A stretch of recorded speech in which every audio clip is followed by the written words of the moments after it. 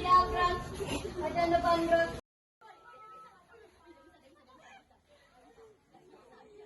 Assalamualaikum.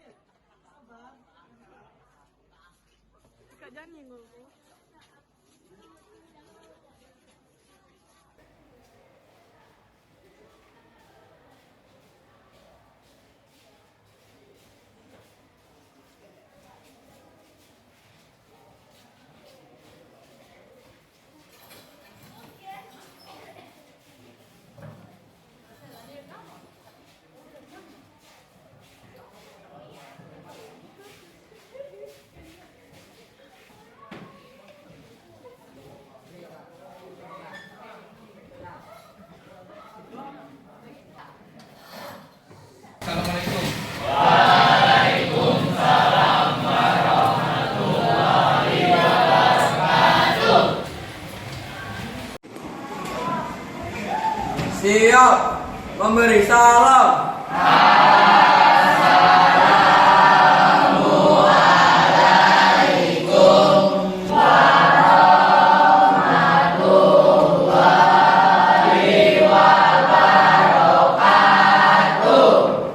Berdoa dimulai.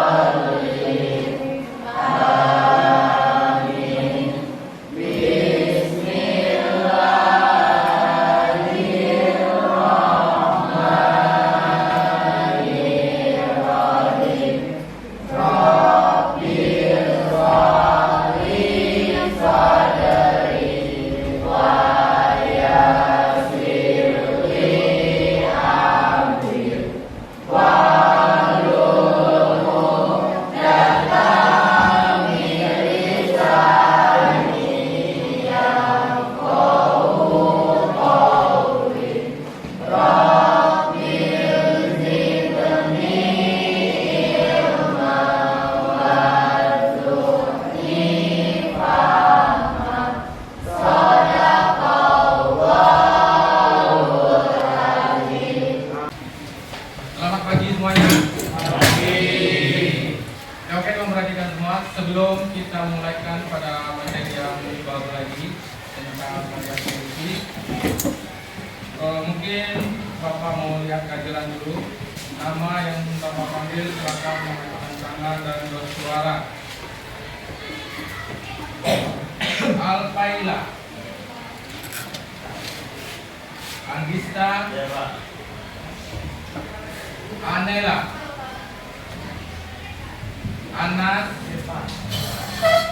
Atika, Atiza,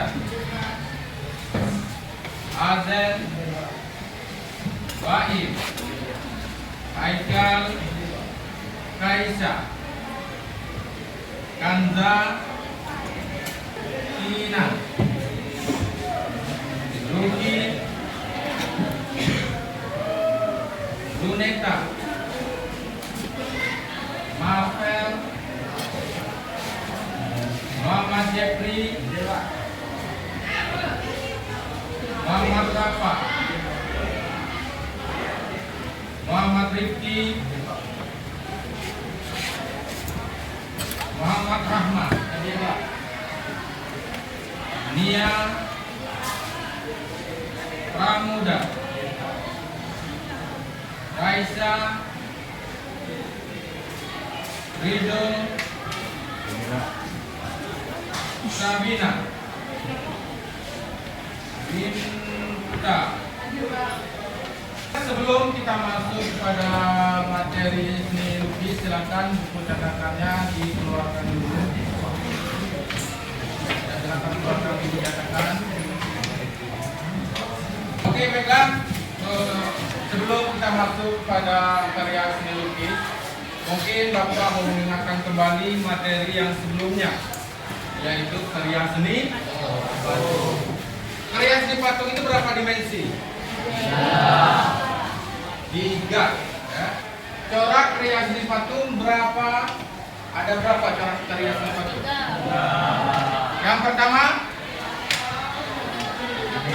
Bentuk imitatif. corak Imitatif. imitatif. Yang kedua, Informatif. corak deformatif, dan yang ketiga corak non figuratif. Ya. Oke, baiklah. Mungkin untuk materi yang sebelumnya alhamdulillah sebagiannya masih mengingatkan. Selanjutnya kita masuk pada karya seni lukis. Sebelum kita masuk pada materi pada hari ini, mungkin Bapak akan menjelaskan dulu. Yang pertama, pengertian dari menggambar. Menggambar adalah hasil dari coretan sebuah tangan yang diawali dengan titik. Itu pengertian dari menggambar. Kalau menggambar model itu beda lagi. Kalau pengertian model itu adalah memindahkan objek ke dalam buku gambar. Kalau lukis, pengembangan dari sebuah menggambar, karena sudah mulai menggunakan warna. Sedangkan menggambar itu identik dengan sebuah coretan yang menggunakan pensil. Ya. Kalau lukis dia sudah menggunakan warna. Sedangkan melukis, pengertian dari melukis di sana itu adalah menuangkan ide atau gagasan secara bebas ke dalam bidang data. Ya, menuangkan ide atau ekspresi secara bebas ke dalam bidang data. Bidang data itu apa? Kanvas. Ya, kita menuangkan ide kita tuangkan di dalam bidang gambar atau bidang dua dimensi. Dan yang terakhir, lukisan. Ya, lukisan beda lagi. Atau karya seni yang dipamerkan atau yang dipajang atau hasil dari melukis. Itu yang dikatakan lukisan. Paham? Menggambar tadi mencoret. Kalau menggambar model memindahkan objek. Kalau lukis pengembangan dari menggambar. Kalau melukis menuangkan ide atau ekspresi secara bebas. Kalau lukisan hasil jadi atau karya seni yang dipamerkan. Paham? Konsep seni rupa murni daerah dibedakan menjadi 2. Yang pertama seni rupa terapan dan seni rupa murni. Ya. Seni rupa terapan ini memiliki 2 fungsi. Ya. Yang pertama praktis. Ya, yang kedua arti dari praktis apa?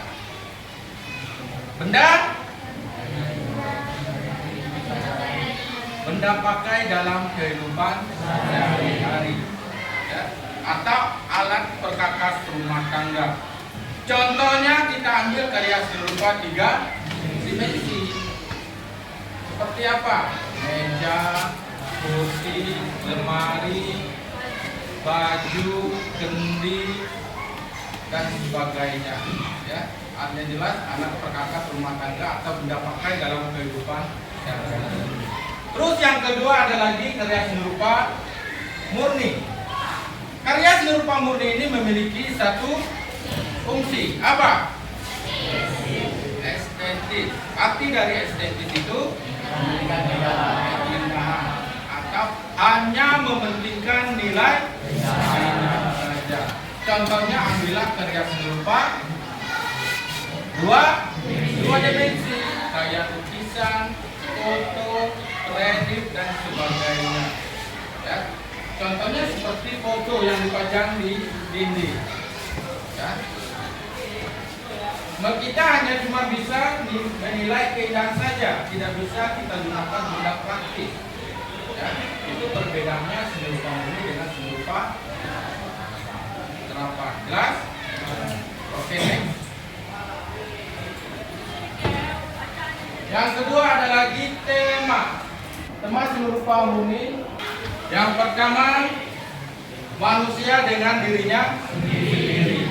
Maksud dari manusia dengan dirinya sendiri, seorang seniman, seorang perupa membuat sebuah lukisan itu dengan objeknya diri sendiri. Ya. Mungkin kalian membuat sebuah karya seni lukis, membuat wajah kalian sendiri. Ya. Bagaimana caranya proses pembuatannya? Mungkin di depan cermin. Kalian di depan cermin, kalian sambil melukis. Kalau susah, maka kita ambillah foto. Itulah yang dikatakan manusia dengan dirinya sendiri. Yang kedua, tema yang kedua ada lagi manusia dengan manusia lain. Perupa atau seniman membuat karya seninya, objeknya orang lain. Ya.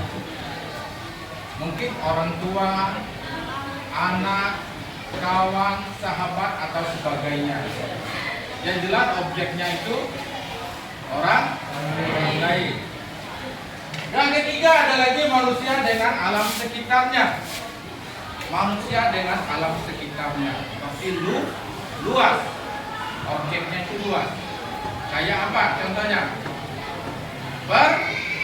Persawahan, pegunungan, ya, ngarai atau sebagainya. Yang jelas dengan alam sekitarnya. Ya. Terus selanjutnya ada lagi manusia dengan alam benda. Objeknya itu apa? Manusia dengan alam benda. Lemari, apa lagi? Rak sepatu, rak buku, meja, kursi atau sebagainya. Alam benda dalam kehidupan manusia. Selanjutnya ada lagi manusia dengan aktivitas atau kegiatannya. Sebuah aktivitas kehidupan itu bisa dijadikan sebuah tema dalam karya seni lukis. Ya. Contohnya seperti suasana di pasar, kegiatan berjualan. Terus apa lagi? Mungkin ada orang ke sawah. Aktivitas sehari-hari masyarakat apa? Kalau di Bangka ini mencari TNI, bisa dijadikan objek karya seni lukis. Nah, itu yang dikatakan aktivitas. Mungkin kalau kita lakukan budaya, mungkin orang mampu. Nah, yang terakhir ada lagi manusia dengan alam. Ada khayalan kalian atau mimpi kalian itu bisa kalian tuangkan di dalam bidang data. Ya. Paham? Oke, next. Kita masuk lagi.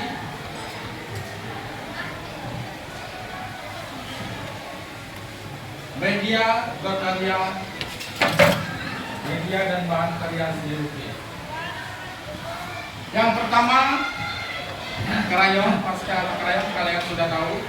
Ya. Yang kedua, cat dan pewarna sudah tahu. Ya. Yang ketiga, alatnya kuas tahu. Tahu ya. Nanti kuas itu ada ukuran besar dan ada ukuran kecil. Palet tahu. Tempat mengadukan warna. Ya. Next. Ya, sebelum kita masuk pada teknik, ya. Tadi media dan alat. Kalau melukis, medianya itu apa? Melukis medianya apa? Kanvas. Kalau menggambar medianya apa? Untuk gambar. Jika Bapak melukis di dinding, medianya apa? Di dinding. Di mana kita melukis, di sanalah yang dikatakan media. Oke, jelas? Kita masuk lagi kepada teknik. Teknik dalam melukis itu ada 5. Yang pertama teknik akuarel. Ya. Pengertian dari teknik akuarel, melukis dengan menggunakan cat air dengan sapuan warna yang tipis sehingga menghasilkan tembus pandang dan transparan. Itu pengertian dari akuarel. Melukis dengan menggunakan cat air sapuan warna yang tipis. Beda dengan teknik plakat yang kedua. Pada yang teknik plakat, melukis dengan sapuan warna yang tebal sehingga hasilnya menutup. Jelas? Perbedaan antara teknik akuarel dan teknik plakat, kalau akuarel itu catnya kita campur dengan air.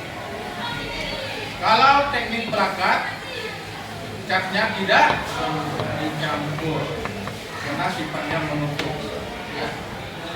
Kalau teknik akuarel, catnya tidak dicampur dengan air, maka hasilnya menjadi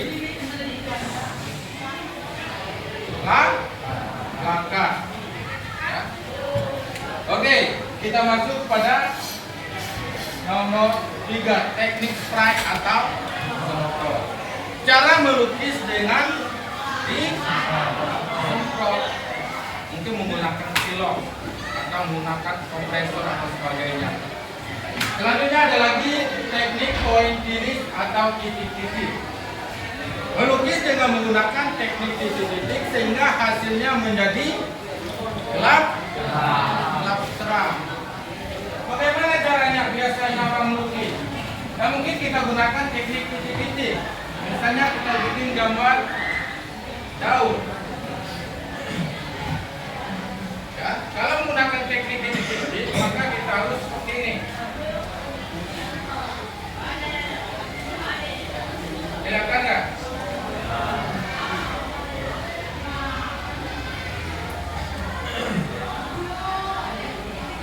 Lalu kita hasilkan di bagian yang di sini gelap.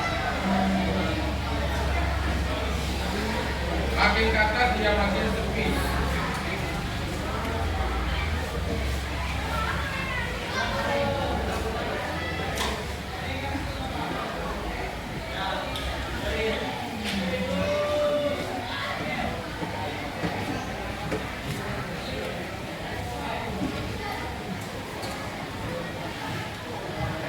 Inilah yang dikatakan teknik pointilis, melukis dan menggunakan teknik. Dan terakhir ada lagi teknik tempera, melukis pada tembok. Ya, cuma identik, orang mengatakan teknik tempera itu melukis di dinding. Di saat hasil melukis di dinding, kalian harus bisa membedakan mana yang katakan mural dan mana yang dikatakan grafiti, karena objek atau karena medianya itu sama-sama menggunakan dinding atau tembok. Kalau grafiti objeknya kayak mana? Berbentuk tulisan. Kalau mural berbentuk gambar. Ya. Cuma di sana ada lagi mural dengan lukisan di dinding itu ada perbedaannya. Ya. Perbedaannya pada teknik cara mewarnai. Oke, jelas? Oke, next. Tujuan yang masuk pada tujuan dalam berkarya seni lukis. Ya. Yang pertama ada yang dikatakan tujuan religius. Apa pengertian tujuan religius? Bisa silakan, tujuan religius apa?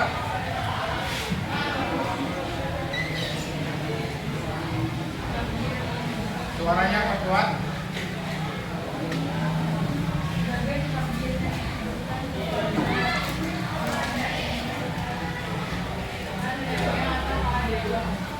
Sebagai pengabdian kepada nenek moyang atau para dewa. Ya, itu yang dikatakan tujuan religius, pasti dari kepada keagamaan. Terus tujuan sosial. tujuan sosial. Silakan, Jeffrey, tujuan sosial itu apa?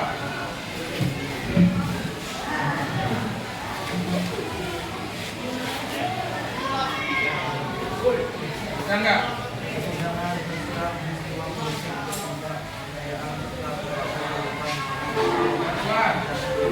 Hah? Kesenjangan sosial, peristiwa politik, kebudayaan, serta perilaku yang berubah menjadi ide dalam berkarya seni. Oke.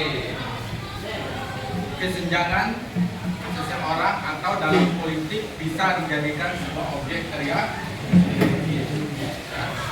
Kesenjangan atau mengenai dalam masalah pribadi. Terus ada lagi selanjutnya tujuan magis. Karena di sana magis tertulis bisa mendatangkan sebuah ide. Terus ada lagi tujuan simbolis. Ya. Tujuan simbolis, seorang perempuan membuat sebuah lukisan ini bertujuan simbolis, seperti lukisan di Ponorogo. Mereka membuat lukisan dalam keadaan menang, dalam gembira, karena menyimbolkan kemenangan. Di sana objeknya ada kuda dan para pejuang. Itu yang dikatakan tujuan simbolis. Terus ada lagi yang dikatakan tujuan estetis. Tujuan estetis karya seni itu hanya cuma memberikan nilai indah saja. Ya, dia tidak menyumbol kemenangan atau sebagainya, dan dia tidak mengkritik orang lain. Terus ada lagi tujuan komersil. Tujuan komersil, arti dari komersil itu sesuai dengan selera pembeli atau selera pemesan. Jika dia meminta lukisan wajahnya mau pingin hidungnya panjang, otomatis seniman harus mengikuti keinginannya. Kalau tidak mengikuti keinginan, maka tujuan komersilnya hilang. Ya, mungkin sudah lari pada tujuan kritik sosial. Dan terakhir ada lagi tujuan ekspresi. Tujuan ekspresi ini seniman ini bebas menuangkan ekspresinya dalam keadaan sedih, gembira, senang, ceria, atau sebagainya. Paham? Jelas? Ada yang mau ditanyakan dulu? Ada yang mau ditanyakan? Oke. Kalau tidak ada, mungkin Bapak kepadanya dulu.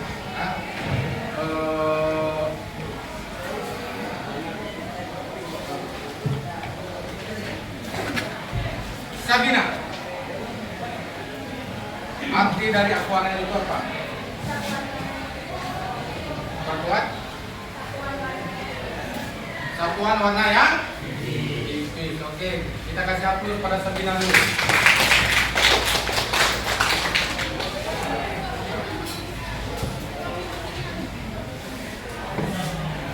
Nia, mana Nia?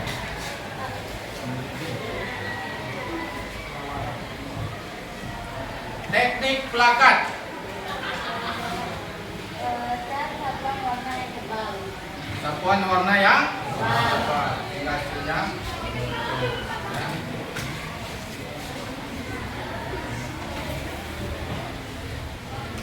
Kina, arti dari pointilis. Mana Kina? Arti dari pointilis. Titik. Oke, alhamdulillah semuanya masih memperhatikan. Ya. Oke, next kita masuk lagi prosedur berkarya seni lukis. Ya. Proses atau langkah dalam melukis. Yang pertama, kita memunculkan gagasan dulu. Ya. Gagasan atau tema apa, ide yang ingin kita munculkan di dalam karya seni lukis. Setelah muncul, mungkin kita mau bikin lukisan teknik kolase dan siluet. Ya. Oke, sudah muncul gagasannya, baru kita bikin sketsa, baik menggunakan manual atau menggunakan Photoshop. Kalau teknik siluet itu biasanya menggunakan Photoshop, ya. Setelah menemukan sketsa, baru kita menentukan media berkarya. Media apa yang kita gunakan di dalam karya seni lukis? Oh, kita mau di kanvas, berarti medianya kan kanvas. Kalau di triplek medianya triplek. Kita tentukan media. Setelah ditentukan media, baru kita menentukan teknik. Kalau tugas kita nanti tekniknya apa? Ditempel.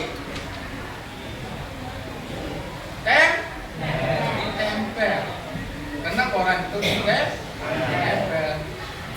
Ya, teknik menempel. Nanti teknik kita teknik menempel dengan digabung dengan teknik yang lain, teknik mencetak. Ya.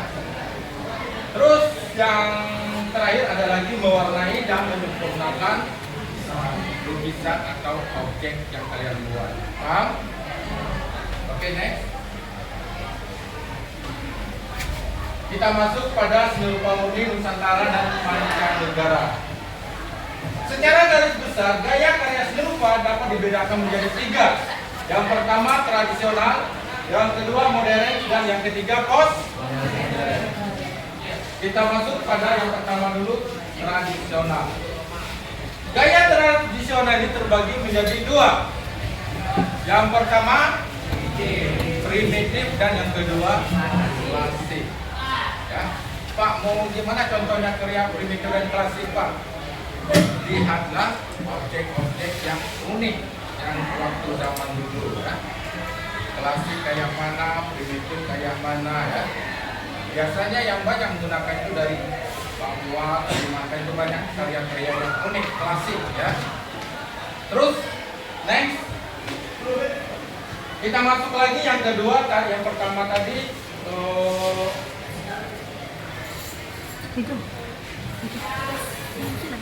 yang pertama tadi tradisional, yang kedua kita masuk karya seni rupa modern. Secara umum gaya seni rupa dapat dibedakan menjadi 3. Yang pertama ada yang dikatakan representatif, artinya nyata atau sesuai dengan alam. Yang kedua ada yang dikatakan deformatif. Arti dari deformatif itu adalah perubahan bentuk. Dan yang ketiga ada yang dikatakan non representatif. Non representatif itu namanya abstrak. Arti dari abstrak itu meninggalkan bentuk alam. Ya, jelas? Oke, next. Kita masuk yang pertama, aliran yang tergolong representatif. Aliran tergolong representatif itu ada 3. Yang pertama romantis, yang kedua naturalis, dan yang ketiga realistis. Ya. Arti dari romantis, gaya atau aliran seni rupa yang penggambarannya yang mengandung cerita kehidupan manusia dengan hewan. Ya. Di dalam buku terdapat kalian ada, ya, cerita manusia dengan hewan. Kalau perupa dari Nusantara siapa? Raden Saleh, itu perupa Nusantara. Kalau perupa dari mancanegara, Francisco Goya berasal dari Spanyol. Ya. Selanjutnya ada lagi aliran naturalis. Gaya atau aliran seni rupa yang penggambarannya yang menceritakan sesuai dengan keadaan alam atau alami. Ya.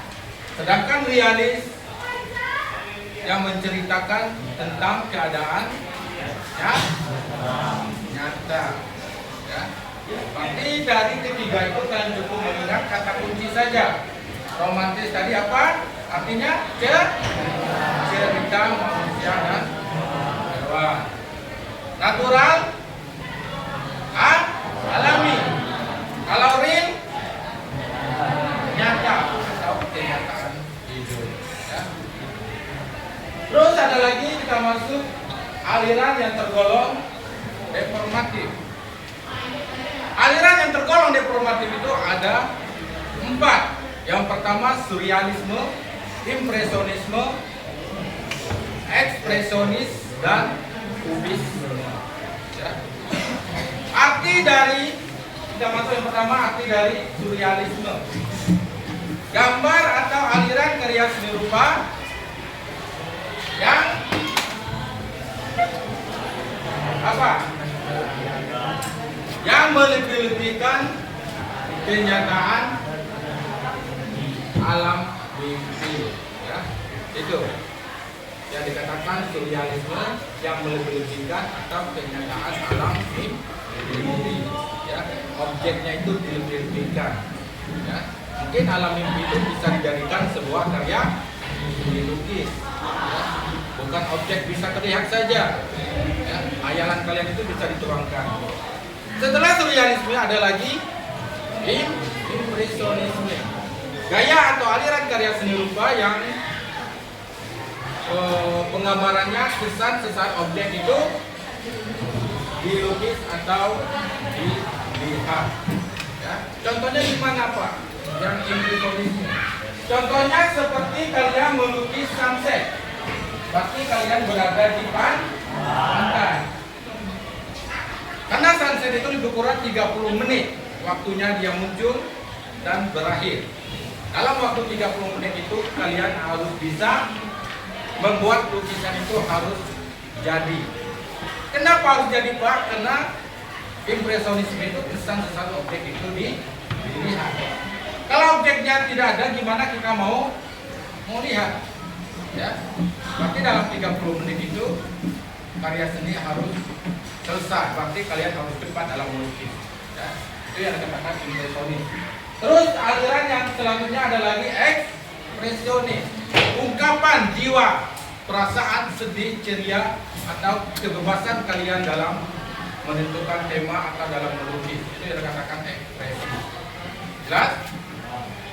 Dan yang terakhir ada lagi aliran kubisme. Gaya atau aliran karya seni rupa yang menggambarnya berupa bentuk persegi empat atau berbentuk kubus atau sebagainya.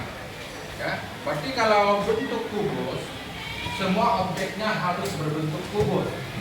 Ya, di dalam aliran kubus, maka harus kita tambah bentuk di dalam.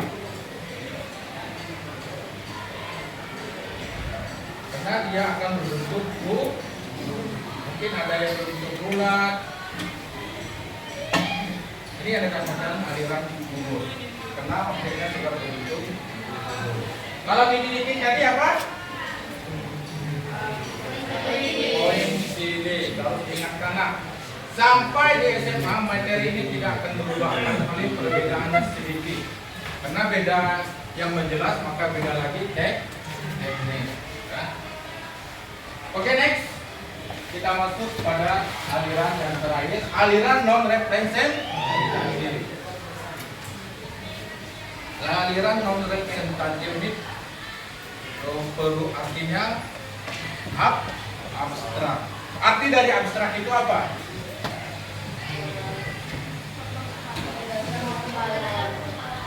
Apa? Meninggalkan bentuk alam. Ya. Dia tidak menyerupai manusia, dia tidak menyerupai hewan, dia tidak menyerupai tumbuh-tumbuhan. Yang abstrak itu dia akan bermain dengan warna. Pak, gimana cara bikin lukisan abstrak? Gampang. Ya.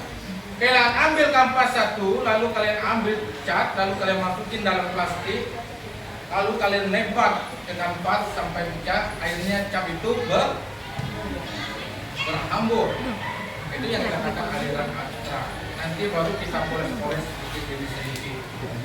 Ya, hasilnya gabungan warna itu menjadi bagus dan indah maupun menarik. Next, selanjutnya. Yang terakhir, berdasarkan bahan dan teknik karya seni lukis dapat dibedakan menjadi 13. Ya. Teknik melukis. Yang pertama, lukisan cat minyak. Lukisan cat minyak berarti catnya kita campur dengan minyak. Kalau lukisan cat air, kita campur dengan cat air. Kalau lukisan pastel,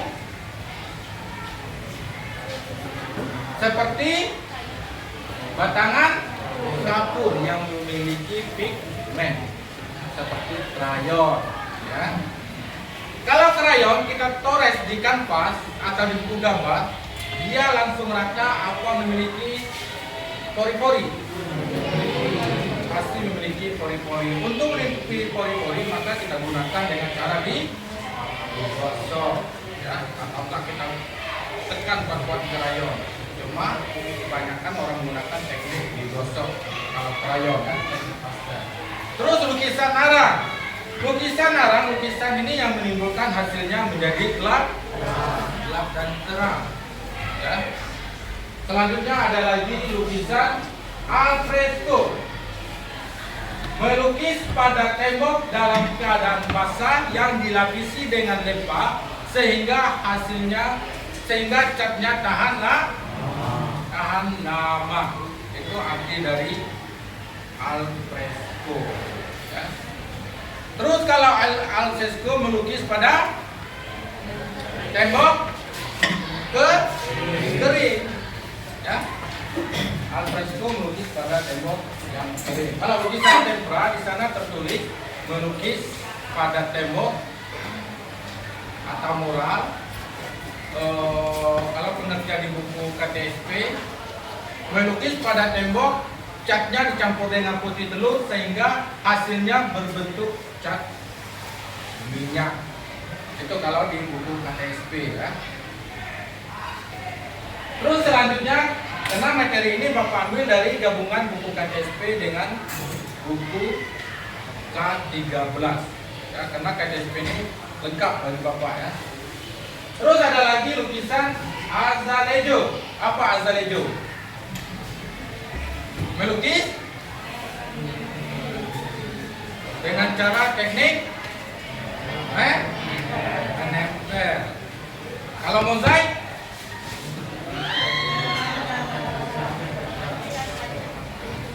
dengan menggunakan teknik tempel juga, bahannya seperti atau alatnya pecahan kaca, ya. Kalau azalejo itu seperti yang permainan kita waktu dulu. Puzzle, ada nggak, tahu nggak puzzle? Gambar lalu kita dipotong-potong lalu kita menyatukan. Itu yang dikatakan teknik azalejo. Kalau mozaik, pecahan kaca kita tempelkan sehingga menghasilkan bentuk yang kita inginkan. Kalau inversia, kolase, tekniknya itu sama dengan cara menempel, cuma bahannya yang berbeda. Kalau kolase ini seperti kulit telur, ya.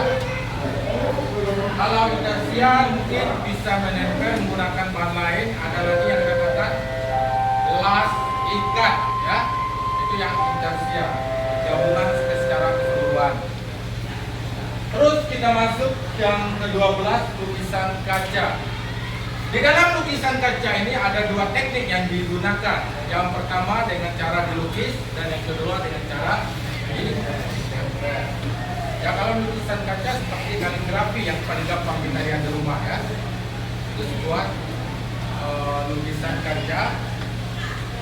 Tekniknya lukisan kaca dengan cara dilukis. Terus kalau menempel berarti kita tempel sesuatu di atas kaca. Dan terakhir lukisan batik. Kalau lukisan batik ini harus hati-hati. Kalau tanpa menggunakan malam itu bukan diartikan lukisan batik, ya. Kalau tanpa malam itu bukan dikatakan lukisan batik, ya. Kalau menggunakan malam batik itu dikatakan lukisan. Karena melukis ini menggunakan alat utama itu kuas. Kalau membatik, alat utamanya itu adalah cantik, ya. Tapi hati-hati.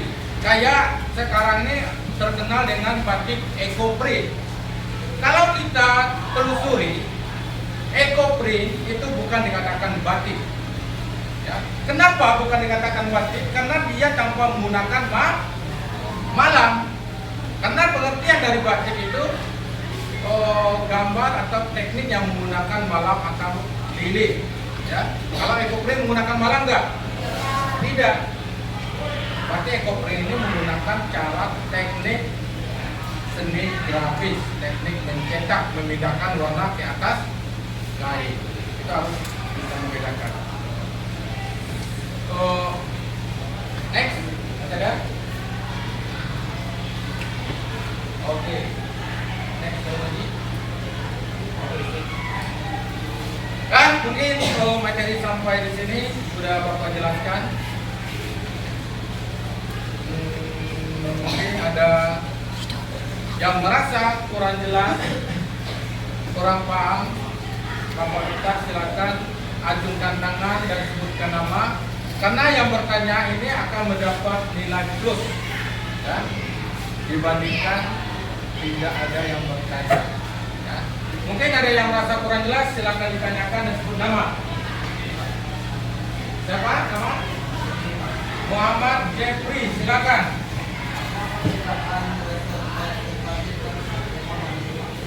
Apa perbedaan representatif atau deformatif? Tadi sudah Bapak jelaskan. Ya, sebelum Bapak menjawab, Bapak ingin kalian yang akan menjawab. Silakan, siapa yang berani menjawab? Apa perbedaan representatif dan deformatif? Sebutkan nama. Anela. Silakan.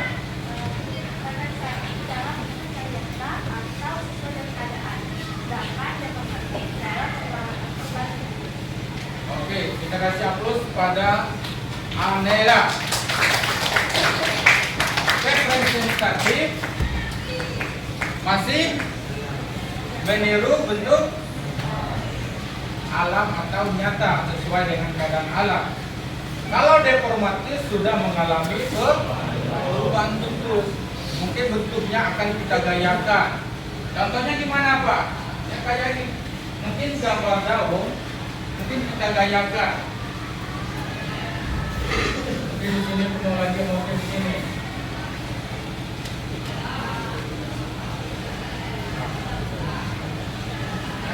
Ini yang dikatakan deformatif perubahan bentuk. Dia sudah memiliki gaya.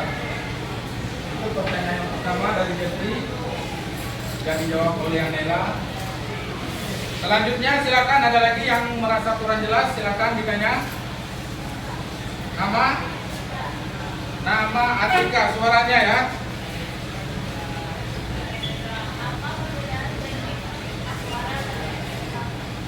Apa perbedaan teknik akuarel dengan teknik plakat? Silakan, siapa yang berani menjawab? Sebut nama. Kinan. Akuarel melukis dengan satuan warna yang tipis, sedangkan plakat melukis dengan satuan warna yang tebal. Akuarel melukis dengan satuan warna yang tipis dan plakat satuan warna yang tebal. Oke, kita kasih aplaus pada Kinan.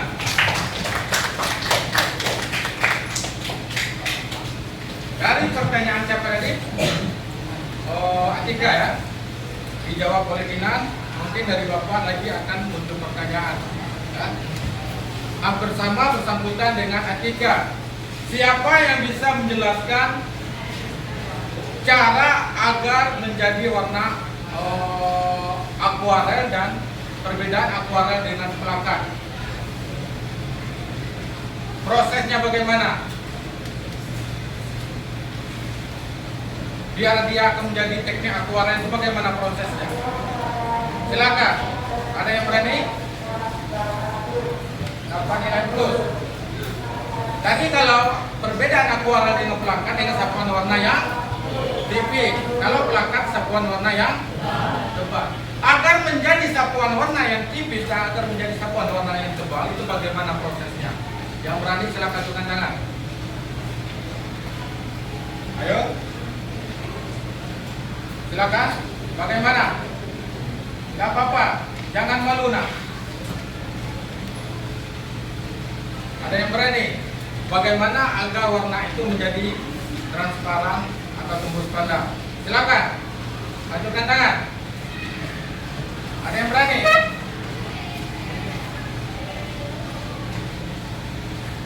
Gak apa-apa salah dari sekarang ini bertanya daripada nanti udah SMA, udah perguruan tinggi kalian malu. Kan salah kan Bapak nggak marah, malah Bapak bersyukur. Berarti kalian ada mengingat di saat Bapak menjelaskan tadi. Silakan. Silakan. Anela. Menggunakan cat air. Prosesnya bagaimana? Campurkan dengan air. Kalau pelakat identik tanpa ada campuran.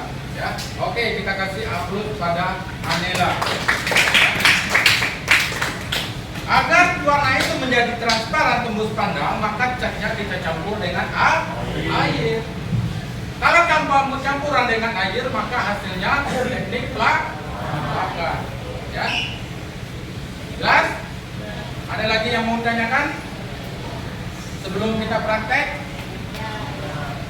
Tidak? Oke, mungkin kalau tidak ada, Bapak minta silakan keluarkan peralatan kita membuat lukisan kolase siluet dengan menggunakan orang. Bahan-bahan dan peralatan silakan dikeluarkan. Ya, dan kemarin Bapak sudah kirim video lewat link ya, agar kalian gampang memahami. Mungkin sekarang ini Bapak tetap mengucap juga. Mungkin takut kalian keliru dan bingung dalam proses pengerjaan.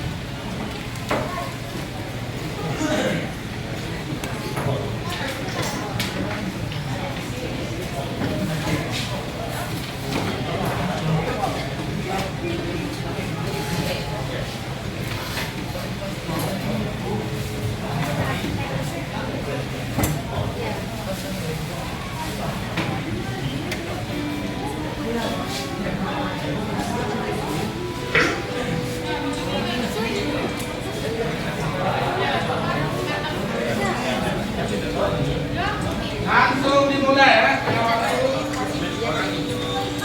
Langkah awal yang pertama kita buang bagian bentuk yang tidak diinginkan.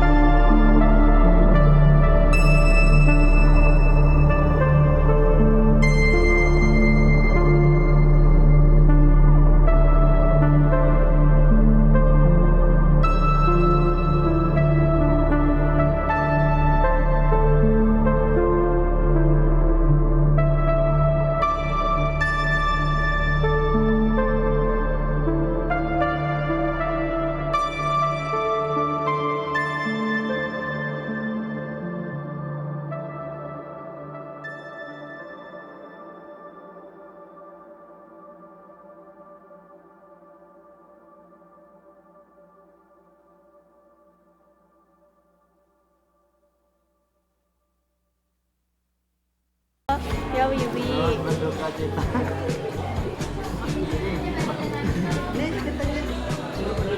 Wiwi mati woi.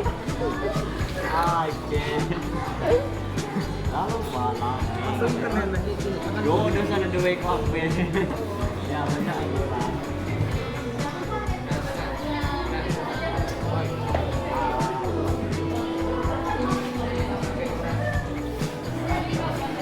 Cari yang ambil yang mantap.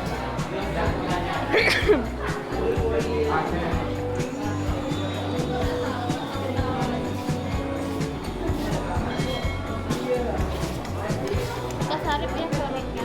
Awas lah itu. Muka sarip ya. Muka sarip ya. Foto hilang loh.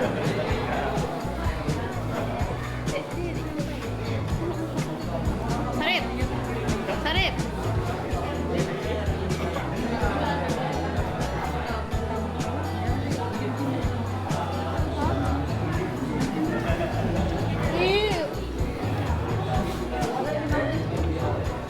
Ya ya, ya ya.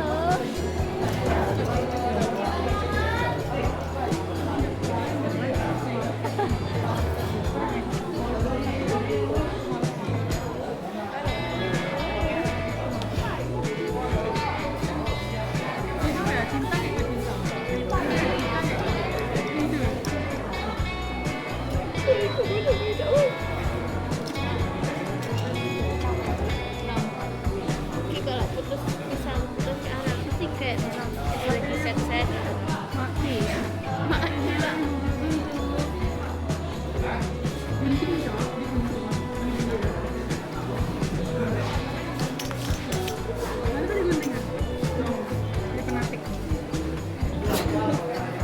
Papa bingung aja aku ngomong ke arah tadi.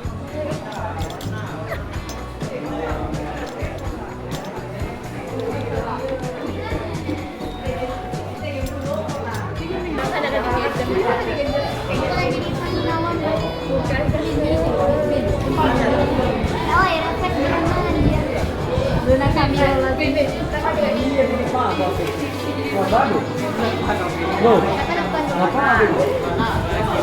Lina.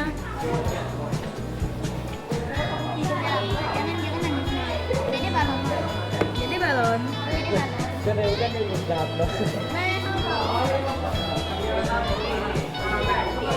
Capek, motong sebelah sini nih dijelas. Ya. Biasa dipedulikan Bina. Tadi siapa? Akron. Anjir. Ceplos sekali nyebut ha. Mama. Ya jelas kan motong mah.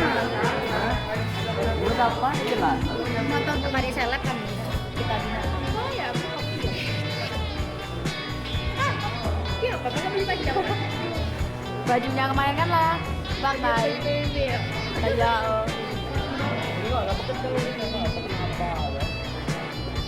Dalam hari di dalam hari.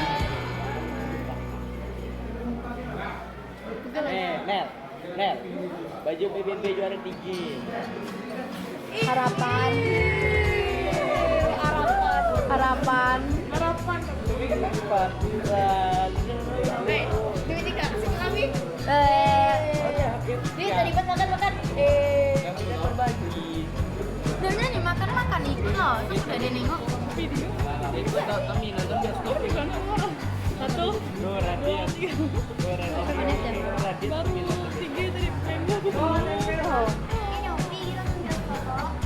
Kira laki apa siapa sih? Lagi ngangkat yang ini. Marvel lah sekali. Memelet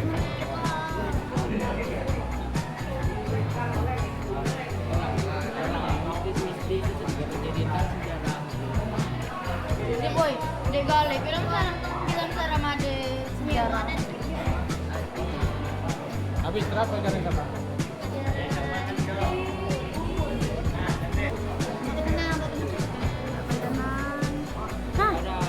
Hah? Tiketnya pak?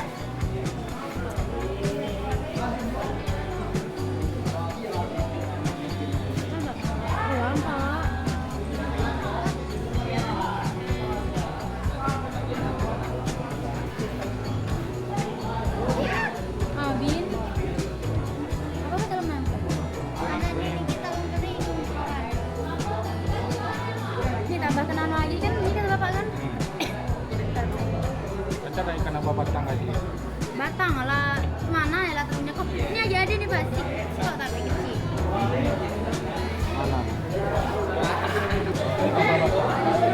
Apa batal? Kita bikin hobi.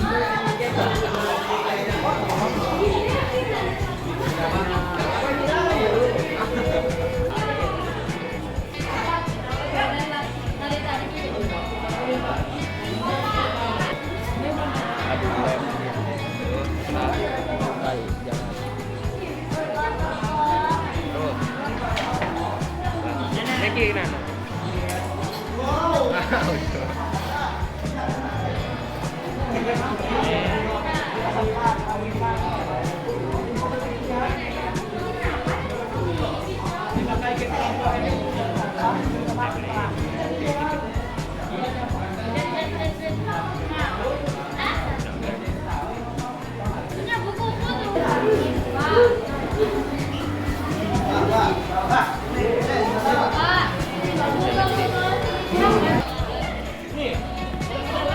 Hari itu ambil ya. Bungkus aja. Gawe itu ada gelas plastik.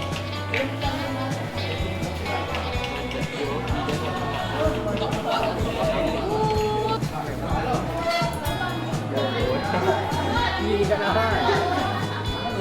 Jadi anak Rido, hostot.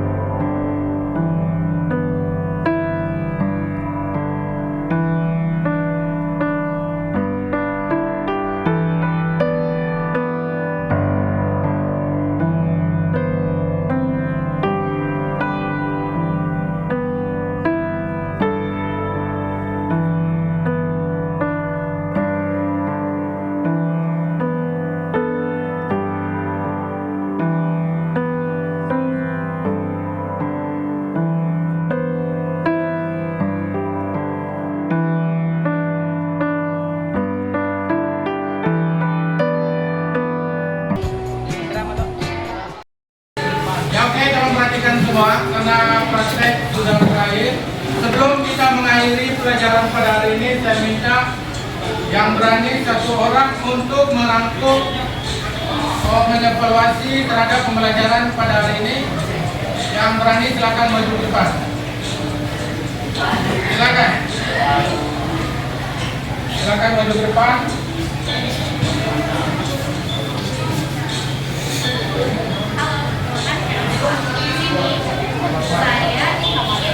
Ngetep senan. Saya ingin memberi kesimpulan dari pembelajaran seni Jepang lukis. Seni Jepang dibagi menjadi dua, yaitu pembelajaran Jepang berupa 8 unit fungsi, yaitu praktis dan mudah dan teknis. Sedangkan seni rupa ini hanya memiliki satu fungsi. Sarip. Pelukis adalah menuangkan ide atau gagasan secara bebas atau datar. Ada 5 teknik dalam melukis, yaitu ada teknik akuarel, yaitu dengan sapuan warna yang putih, plakat dengan sapuan warna yang hitam, tulis, yaitu teknik dengan titik-titik sehingga masukkan warna. Tempera adalah teknik yang melukis di tembok, dan terakhir adalah teknik spray yang diperlukan. Aliran serupa juga dibedakan juga, yaitu ada aliran seni representatif, yaitu dengan contoh naturalisme, romantisme, dan realisme. Deformatif dengan contoh naturalisme, ekspresionisme, realisme, dan kubisme. Dan terakhir ada non-representatif atau abstraksionisme. Lucu dah kasih buku. Yaitu adalah yang mengalami perubahan bentuk atau Nah, kita kasih upload pada Anela yang telah mengadakan materi pada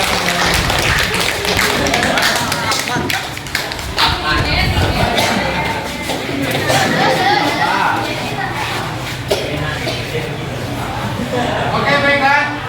Sebelum kita mengakhiri, saya minta ketua kelas silakan siapkan dan berdoa. Kepada ketua kelas saya persilakan. Dari sini loh. Baiklah teman-teman semua, sebelum kita mengakhiri pelajaran kali ini, terlebih dahulu kita berdoa. Berdoa dimulai.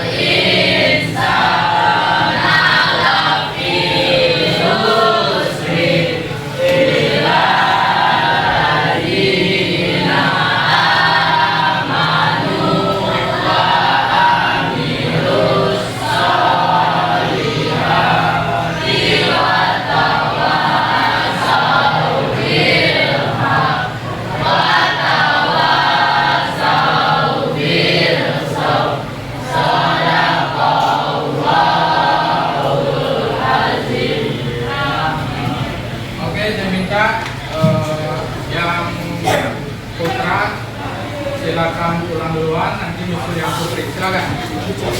Tasnya di bawah, tasnya di bawah. Langsung yang putra silakan.